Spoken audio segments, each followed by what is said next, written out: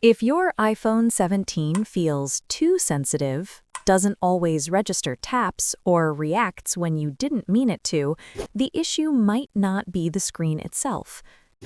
iOS includes an accessibility feature called Touch Accommodations, which lets you fine-tune how your touchscreen responds, making it easier and more reliable to use.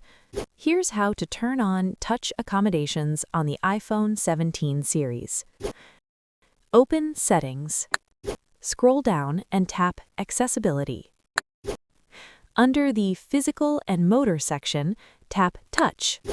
Find Touch Accommodations and tap it. Turn on the switch next to Touch Accommodations to enable the feature. Once turned on, your iPhone adjusts how it responds to taps, swipes, and gestures. You can further customize settings like hold duration, ignore repeat, and swipe behavior to match how you use your phone.